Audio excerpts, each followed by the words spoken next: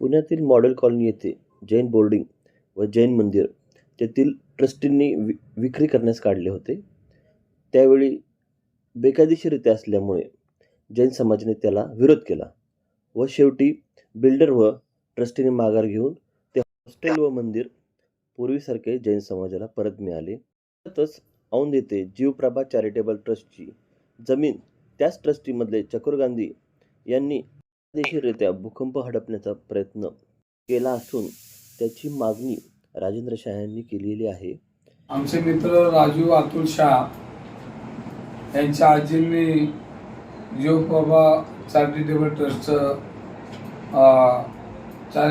ट्रस्टला जागा दिली होती त्यांची स्वतःची, आणि त्याच्यामध्ये श्रीमती सुजेता शाह असतील, मनोज गांधी असतील, शकोर गांधी असतील, हे त्याचे ट्रस्ट होते. आणि आजींची ध्येयधोरणं अशी होती की त्याच्यामध्ये ती प्रॉपर्टी ही मुलींच्या वसतिगृहासाठी ही जागा त्यांनी दिलेली होती आणि त्याला एक ट्रस्ट स्थापन झाला होता.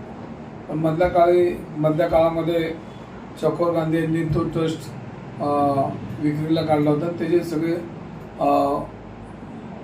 पुण्याच्या धर्मदाय आयुक्तांकडे ते सगळे पेपर सबमिट केले की याला आम्हाला विकायला परवानगी द्या. आणि त्यानंतर राजू शाह यांनी संपर्क साधला आणि त्यांनी सांगितलं की त्याच्यामध्ये जे काही चुकीच्या पद्धतीने हा व्यवहार होतोय त्याच्यामध्ये मला लक्ष घालायला सांगितलं, आणि आम्ही त्यासाठी धर्मदाय आयुक्तांना त्यांनी पत्र दिलं. आणि मी काही लोकांशी बोललो. त्यानंतर आज मला असं समजलं की त्यांनी तो अर्ज विड्रॉल केला. पण चकोर गांधी सारखा समाजातला एक भक्षक आपण बघितलं असं की त्यांनी जैन बोर्डिंगमधला बी गैरव्यवहार केलेला नंतर इकडं बी. पण समाजाने आता त्याच्यावर लक्ष ठेवलं पाहिजे. वारंवार तो अशा पद्धतीने जर ट्रस्टवर विक्री करून त्याच्यात पैसे घालण्याचा उद्योग जो चालू केला तो थांबवला पाहिजे. जो जिथं ट्रस्टी आहे तिथं समाजाने एकत्र येऊन त्याला विरोध केला पाहिजे. मी याच्यामध्ये लक्ष घातलेलं आहे. पण याच्यामध्ये काय काळबेरं झालं तर आपण सर्व मिळून त्या ठिकाणी जाऊन त्या ट्रस्टच्या बाबतीत आपल्याला भूमिका घेतली पाहिजे की जेणेकरून हा ट्रस्ट वाचला पाहिजे. आणि ज्या लोकांनी त्या काळामध्ये ट्रस्ट दिला आहे तो एक हेतू ठेवून दिला होता. आणि जर ह्यांना तो ट्रस्ट चालवता येत नसेल तर ह्यांनी राजीनामा देऊन नवीन ट्रस्टी त्या ठिकाणी आणले पाहिजे.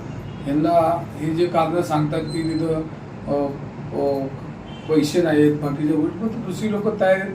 आणि जैन बांधव देशामध्ये प्रचंड श्रीमंत आहे. जर समाजाला त्यांनी जर नवीन ट्रस्टी घेतले आणि त्यांना समाजाला त्यांनी हाक दिली तर समाज तिकडं पैशाचा पाऊस पाडणार, कारण विद्यार्थ्यांसाठी गोष्टीवर होणार आहे. त्यामुळे आता ह्याच्यामध्ये समाजातल्या प्रत्येक नागरिकाने या चकोर गांधीकडे लक्ष ठेवलं पाहिजे आणि त्याला चुकीच्या पद्धतीने जर कामकाज करत असेल तर त्याला त्या संस्थेतनं बाहेर काढलं.